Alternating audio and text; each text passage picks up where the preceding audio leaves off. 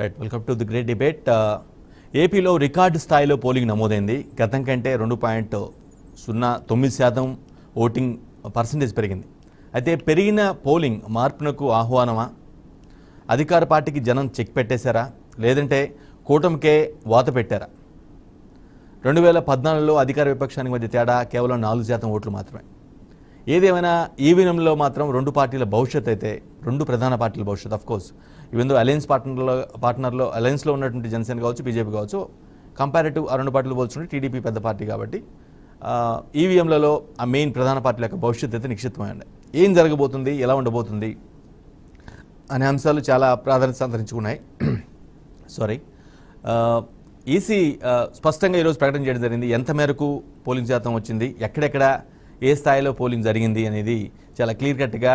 జనరల్గా ఏంటంటే ఎలక్షన్ అయిపోయిన తర్వాత నెక్స్ట్ రోజే పెడతారు. జనరల్గా 13 జరిగిందంటే 14వ తారీఖు మార్నింగ్ అట్లా అనౌన్స్ చేసే పరిస్థితి ఉంటుంది. బట్ ఈసారి చాలా డిఫరెంట్గా ఎలక్షన్లు జరిగిన నేపథ్యంలో అంటే నైట్ ఈవెన్ 11 వరకు కూడా అంటే క్యూ లైన్లో నిలబడి ఓటు వేసుకునే అవకాశం ఆల్మోస్ట్ 10 గంటల వరకు, కొన్ని ప్రాంతాల్లో 11 గంటల వరకు కూడా జరిగింది అనే నేపథ్యంలో దాన్ని క్యాలిక్యులేట్ చేయడానికి కొంత సమయం తీసుకున్నట్టుగా స్పష్టంగా అర్థమవుతుంది. అయితే పెరిగిన 2.9% ఓటింగు వల్ల అంటే ఖచ్చితంగా పోలింగు పెరిగిందంటే అది మాకే అంటే అధికార పార్టీ పైన యాంటీ ఇన్కంబెన్సీ అంటే ఓటు ప్రభుత్వ వ్యతిరేకత ఉంది అనేది ఒక వాదన విపక్షాలు చెప్తున్నది. అది అలానే ఎందుకు అవుతుంది? అలా కాదు కదా, మరోసారి మా ప్రభుత్వాన్ని ఎన్నుకోవడం కోసమే మేము చేసిన సంక్షేమాన్ని మెచ్చుకొని పెద్ద మొత్తంలో ముందుకొచ్చి ఓట్లు వేశారనుకోవచ్చు కదా అనేది అధికార పార్టీ వాదన. రైట్, ఇదే అంశం మేము చర్చించబోతున్నాం. పెరిగిన ఓటింగ్ శాతం ఎవరికి ఫెచ్చింగ్ అవుతుంది, ఎవరికి నష్టాన్ని చేకూర్చే పరిస్థితి ఉంటుందనే దానిపైన మనం చర్చించబోతున్నాం. ఈ డిబేట్లో పార్టిసిపేట్ చేసిన మనతో పాటు జనసేన నుంచి రాయపూటి వేణు గారు, అదేవిధంగా వైసీపీ నుంచి నాగార్జున రెడ్డి గారు, అదేవిధంగా టీడీపీ నుంచి శ్రీనివాస్ చౌదరి గారు జాయిన్ అయ్యారు. నాగార్జున రెడ్డి గారు జాయిన్ అవుతారు. రైట్, ఇద్దరికి నమస్తే అండి. ముందుగా శ్రీనివాస్ చౌదరి గారు, వేణు గారు. రైట్, శ్రీనివాస్ చౌదరి గారు, అలయన్స్లో మీరే పెద్ద పార్టీగా ఉన్నారు. అఫ్ కోర్స్ ముగ్గురు ముక్కుముడిగా ఫైట్ చేసినప్పుడు కూడా బిగ్ పార్టీకి మీరే ఉన్నారు కాబట్టి కొంత మీకు అగ్రపీఠం ఉంటుంది, అంటే కొంచెం ప్రాధాన్యత ఎక్కువ ఉంటుంది నాలుగింత వరకు.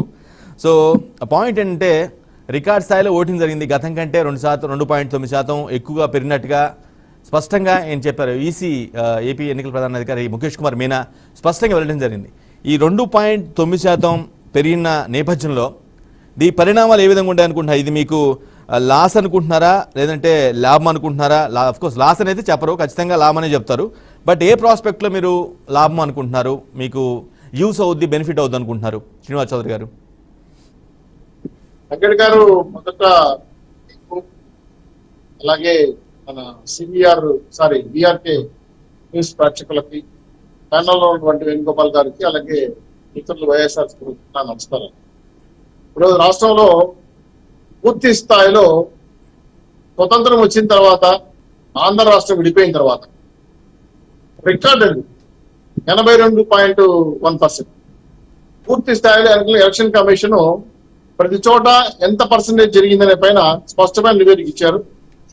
వరుసగా చెప్పాలంటే 1957 నుంచి 46.94% ఏర్పడితే పోలింగ్ అయితే 62లో 64%, 67లో 69.50%, 72లో 59.70%, 78లో 72.92%, 82లో 67%, 85లో 67.57%, 1989లో 74.1994లో 71.2%, 99లో 69.15%, 2004లో 69.60%, 2009లో 72.72%, 2014లో 77.96%, 2019లో 79.88%. హైయెస్ట్ అండి 82% పై చెలుకు ఆంధ్ర రాష్ట్రంలో ఓట్ల సునామీ, ఓట్ల పండగ అంటే బాగుంటుంది అనిపిస్తుంది. ఇతర రాష్ట్రాల నుంచి, తెలంగాణ నుంచి దాదాపు 25 లక్షల మంది వచ్చారు. కర్ణాటక నుంచి ఒక 15 lakhs మంది వచ్చారు. అది చెన్నై నుంచి ఒక 6 లక్షల మంది వచ్చారు. ఎన్ఆర్ఐ పూర్తి స్థాయిలో ఆంధ్ర రాష్ట్ర ఓటర్లు ఎవరు కూడా ఈ దుర్మార్గ ప్రభుత్వం దించేయాలని కలిసితో వచ్చి ఓటేశారు. ఉదయాన్నే నేను 6:30కు క్యూలో ఉన్నారండి, నేను 7కి వెళ్ళాను. నా ఓటు వేయడానికి బయట 2 గంటలు పట్టి 9 బయట వచ్చాం. అంటే ఒక రకంగా చెప్పాలంటే మీలాంటి ప్రచార మాధ్యమాలు, ఎలక్షన్ కమిషన్ ఇచ్చిన అవేర్నెస్ ఏంటని చూసినప్పుడు పెద్ద ఎత్తున ఓటర్ల మార్పు రావడం అనేది భారతదేశ పోలింగ్ ఇప్పుడు జరిగిందండి. ఇప్పుడు వరకు జరిగిన భారతదేశం అన్ని రాష్ట్రాల ఓటింగ్లో కూడా అత్యధిక ఎక్కువగా ఉన్న ఓట్ల శాతం మనం ఆంధ్రప్రదేశ్. అంటే ఇది భారతదేశం రికార్డు. ఇంతవరకు ఈ రికార్డు ఇప్పటివరకు బద్దలు కొట్ల. సో ఈ స్థాయిలో ప్రభుత్వ వ్యతిరేకత ఉందా అని ముక్కును వేలేసుకున్న పరిస్థితి ఏర్పడతా ఉంది. 4,14,00,000 మంది ఓటర్లు ఉన్నారండి అధికారికంగా ఎలక్షన్ కమిషన్ ఆంధ్రప్రదేశ్ చెప్పి. 3,33,445,000 ఓట్లు పోయాయి. దీంట్లో పోలింగ్ శాతం ఏపీలో ఒక పాయింట్ శ్రీనివాస్ చౌదరి గారు, ఓటింగ్ శాతం పెరిగితే అది ప్రభుత్వ వ్యతిరేకత ఎందుకు అనుకోవాలి? ఇంకో ప్రాస్పెక్ట్ లో కూడా ఆలోచించాలి కదా. మంచి మాట చెప్పారు. నేను కంప్లీట్ చేస్తాను. మీ ఇచ్చేసి రావాలా? కుప్పంలో 89.80% వస్తే దర్శిలో అత్యంత ఎక్కువ అండి 90.90%. తిరుపతిలో అత్యల్పం 63.32%. మీరు చాలా మంచి మాట చెప్పారు. ఎందుకంటే ఓట్లు ఎక్కువ పెరిగితే అది అధికార పార్టీగా స్థానిక ప్రతిపక్ష పార్టీ కానీ. 2019లో మీరు గమనించారో లేదో మాకు 79.88% వచ్చింది. దీనివల్ల రాత్రి 12 గంటలకి 1 గంటలకు కూడా నిలబడుకొని క్యూలో ఓట్లు వేశారు. ఓయమ్మా తెలుగుదేశం పార్టీ పరిపాలన ప్రమాణంగా ఉంది కాబట్టి ఓట్లు వేశారని మేము కూడా చెప్పలు జరుపుకున్నాం. కానీ మాకు రివర్స్ అయింది. ఇప్పుడు అదే అవాతాతలు వీళ్ళందరూ కూడా ఏంటంటే పెద్ద ఎత్తున ఎస్టీసీలు కూడా రాత్రి 2 గంటల వరకు పోలింగ్ చేశారు. పూర్తి స్థాయిలో అసలు ఓటింగ్ అంటే తెలియని వాళ్ళు కూడా 12 లక్షల మంది యువకులు 18+ వాళ్ళకి కొత్తగా ఓట్లు వచ్చాయి. వాళ్ళు కూడా 4% అంటే 4 లక్షల పైసలకు రాలేకపోయారు. పూర్తిగా ఇది మధ్యతరగతి కాదు కానీ బిలో గ్రావర్టీ లెవెల్ పేదవాళ్ళు కానీ భారీగా ఓటింగ్ రావడం అనేది ప్రభుత్వం మీద వస్తున్న వ్యతిరేకత. దీన్ని చాలా స్పష్టంగా చెప్పగలను. ఈరోజు చూడండి, మేము చాలా హ్యాపీగా ఉన్నాం. 140 సీట్లు ప్లస్ లో ఉన్నాం. రేపు జూన్ 4 ప్రమాణ స్వీకారం చేయబోతున్నాం. డేట్ కూడా అనౌన్స్ చేశారు 13వ తారీఖు. ఎందుకు ఇంత ధైర్యంగా వెళ్తున్నాం?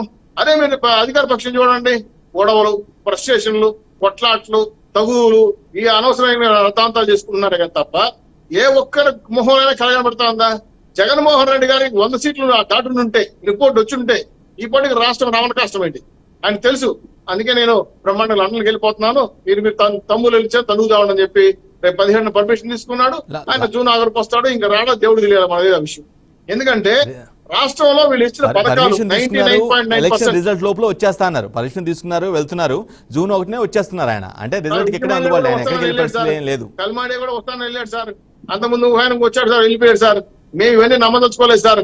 జగన్మోహన్ రెడ్డి గారు పథకాలు 99.5% అమలు జరుగుంటే, నేను మీ ఇంటికి పథకం ఇచ్చుంటే మీరు నాకు ఓటేయండి అని సవాల్ చేసి జగన్మోహన్ రెడ్డి గారికి ఓటేలా మేమేమో మాకు రాలేదు అని చెప్తున్నారు ప్రజలు.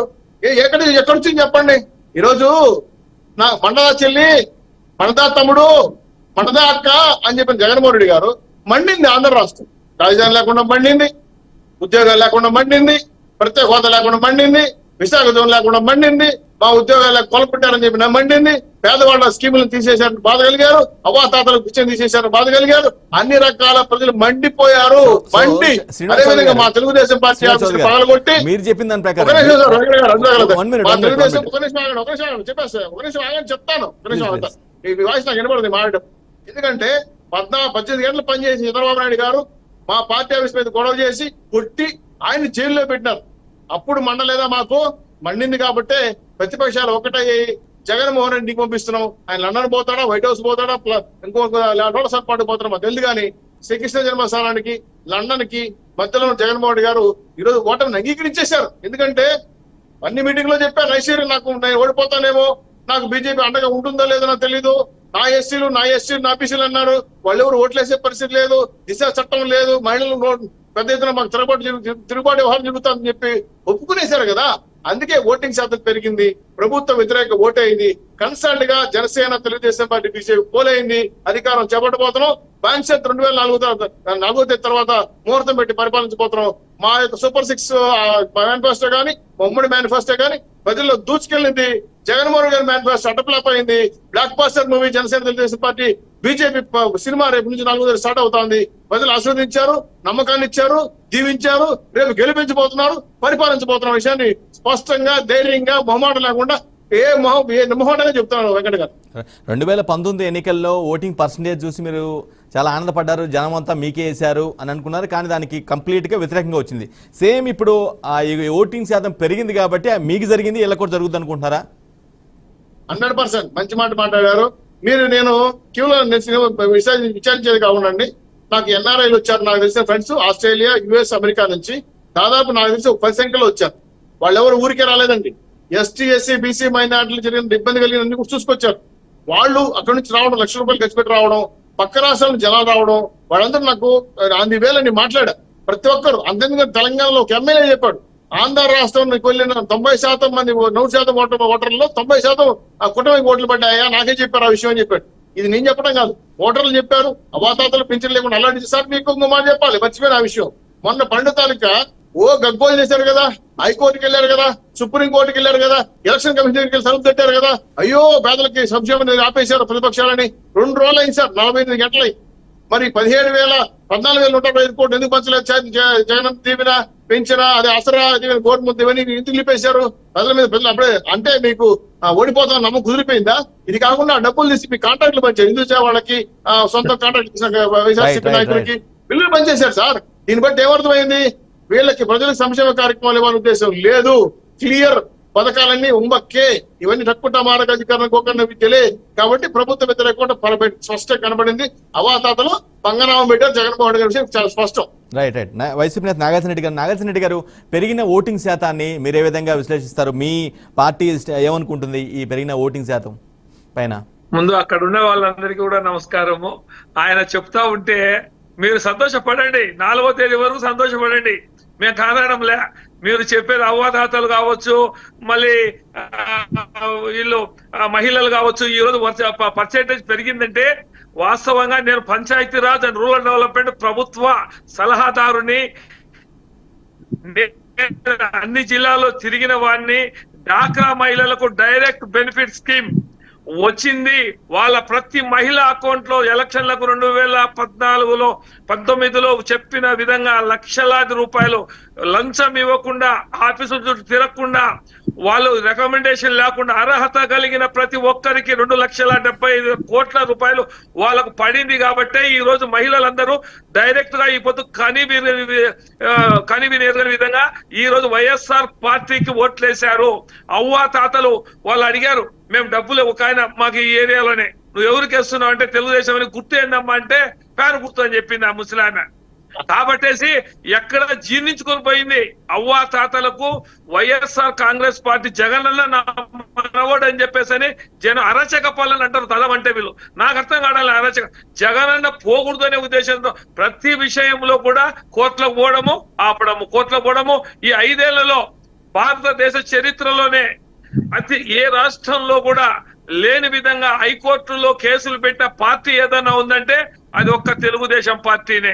ప్రతి విషయానికి, ప్రతి దానికి కూడా లాస్ట్కు ఇంగ్లీష్ మీడియం కావచ్చు, ప్రభుత్వ ఈ ఇండ్లు కట్టుకుంటే జగనన్న కాలనీలు కావచ్చు, ప్రతి దాంట్లో కూడా సంక్షేమానికి, అభివృద్ధికి అడ్డు తగులుతానే ఉన్నారు. ఈ రోజు భయపడి ఏం పోలే ఆయన అక్కడ లండన్ పోయింది, ఆయన కూతుర్లకు సంబంధించి చూడను పోయినాడు. మరి ఎన్ఆర్ఐలు వచ్చినారంటున్నారు, ఎన్ఆర్ఐ మీటింగ్ కూడా లీక్ అయింది.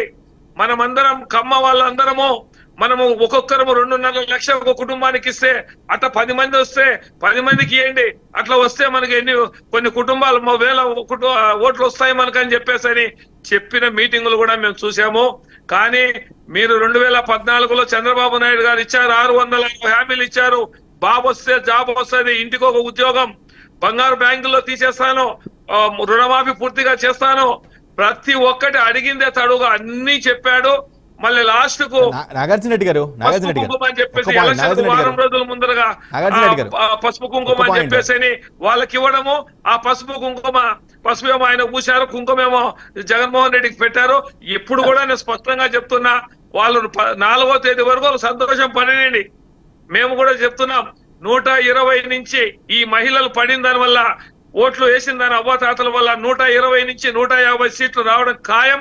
2వసారి వైజాగ్లో మా ముఖ్యమంత్రి జగన్మోహన్ రెడ్డి గారు ప్రమాణ స్వీకారం చేయడం ఖాయం. దీంట్లో ఎటువంటి సందేహము లేదు. కాబట్టేసి వాళ్ళు సంతోషపడేదానికి టైం ఉంది పాపం. ఎందుకంటే గతంలో 4-5 ఏళ్ళు అపోజిషన్ లో ఉన్నారు కాబట్టి. నాగార్జున రెడ్డి గారు నా పాయింట్ ఏంటంటే మీరు ఏం చెప్తున్నారంటే, ఎవరైనా పార్టీకి వాళ్ళకి గొప్పలు చెప్పు అని తప్పనడాలే. అన్ని పార్టీలు ఎన్నికల ఫలితాల విషయానికి వచ్చినట్లయితే అన్ని పార్టీలు వాళ్ళ పార్టీలు డిఫెండ్ చేసుకుంటే అది మామూలే. బట్ నేనేమంటానంటే సరే, మహిళలకి కానీ వృత్తులకు కానీ గత ప్రభుత్వాలు ఏవి చేయని విధంగా మీరు సంక్షేమం చేశామని బలంగా చెప్తున్నారు. ఒక నిమిషం మీ వాదనే కరెక్ట్ అనుకున్నా సరే, వారంతా కూడా మీకే వేస్తారని బలంగా మీరు చెప్పలేరు కదా. దాది మీరు చూడలేదు, నేను చూడలేదు, ఎవరు చూడలేదు. దాన్ని మీరు బలంగా చెప్పాల్సిన అవసరం కరెక్ట్ కాదేమో. చాలా గమనించాను. భర్తలు ఏదైనా ఉన్నా కూడా కొంతమంది ఒకవేళ వేసినా కూడా మహిళలు మాత్రము వాళ్ళకు డైరెక్ట్ గా డబ్బులు అకౌంట్లో పడ్డాయి కాబట్టేసి ఖచ్చితంగా వాళ్ళు వేశారు. ఆ వేసినటువంటి వ్యక్తులు మహిళలు కూడా చెప్పడం కూడా జరిగింది. అదే విధంగా బీజేపీతో చంద్రబాబు నాయుడు అట్లా పెట్టుకున్న తర్వాత ముస్లిం మైనారిటీ సంబంధించి కూడా దాదాపు 80%, ఒకవేళ మా పార్టీకి తెలుగుదేశం పార్టీలో ఉన్న ముస్లింస్ కూడా మాకు వేయకపోయినా కూడా వాళ్ళు కాంగ్రెస్ పార్టీకి వేయడం జరిగింది. కానీ బీజేపీకి దాదాపు ఒక 10% కూడా ముస్లింస్ రాలేదనేది తప్పకుండా ఇది సర్వేలో పూర్తిగా ఉంది. కాబట్టి వాళ్ళు పెద్దలు చెప్పిన విధంగా 4వ తేదీ వరకు వేచి ఉందాం. 4వ తేదీ తెలుస్తుంది ఎవరు ముఖ్యమంత్రి అయ్యేది, ఎవరు దానికి ముఖ్యమంత్రిగా ప్రమాణ స్వీకారం చేసేదని కూడా. మేము మాత్రం హ్యాపీగా ఉన్నాం, ధీమాతో ఉన్నాం. ఖచ్చితంగా మేము గెలుస్తాం. ప్రజల దీవెనలు జగనన్నకి ఉన్నాయి, ఖచ్చితంగా వస్తాయని చెప్పే దాంట్లో ఎటువంటి సందేహమే మాకు లేదు. హ్యాపీగా ఉన్నాం మా పార్టీ వాళ్ళు. రైట్, నాగార్జున రెడ్డి గారు, అలయన్స్ లో బీజేపీతో పొత్తును కొంతమంది వ్యతిరేకిస్తున్నారు అనేది సమ్ మైనారిటీ వర్గాలని ఏదో చెప్తున్నారు. కానీ ఒకవేళ లోపల ఇంటర్నల్ గా కొంత విభేదం, కొంత అయిష్టత ఉన్నప్పటికీ కూడా సూపర్ 6 ఫార్ములాగా లేదంటే కూటమి ప్రకటించినటువంటి పథకాలని నమ్మి మేబీ వాళ్ళకే వేసి ఉండొచ్చేమో, చెప్పలేం కదా. అలా కూడా జరిగి ఉండొచ్చు. అదేండి, నేను కొత్తగా ఆయన రాజకీయాల్లోకి వచ్చింటే ఎవరు చెప్పినా నమ్ముతారు. 14 ఏళ్ళు ముఖ్యమంత్రి, 3 సార్లు ముఖ్యమంత్రి పదవి చేశాడు. అంతకు ముందు ఏం చేశారు, ఈయన చెప్పినవన్నీ ఏం జరిగినాయని చెప్పేసి జనం గమనిస్తా ఉన్నారు. ఈయన 5 ఏళ్లలోనే 100కి 98%, 99% ఇచ్చిన వాగ్దానాలు, నవరత్నాల కార్యక్రమాలు చెప్పారు. ఈయన సూపర్ 6 చెప్పు, ఇంకొకటి చెప్పు, ఏది చెప్పినా జనం నమ్మే పరిస్థితులు లేదు. 4,000 కాదు, పింఛన్ 5,000 ఇస్తానని కూడా జనం నమ్మేది లేదు. కాబట్టేసే ఈ రోజు అవ్వాతాతలు 1వ తారీఖుల్లో తీసుకుంటా ఉంటే దానికి కూడా అడ్డం వేసి దాదాపు 40-50 మంది సావు కారణమైనటువంటి వాళ్ళ పార్టీ తెలుగుదేశం పార్టీ అని చెప్పేసి తప్పకుండా మేము చెప్తున్నాం. కాబట్టేసి మళ్ళీ జగనన్నే వస్తారు, సంక్షేమ పథకాలు సాగుతాయి, జనం జగన్ అంటే ఉండాలనే దాంట్లో ఎటువంటి సందేహం లేదని కూడా మేము చెప్తున్నాం. రైట్. వేణు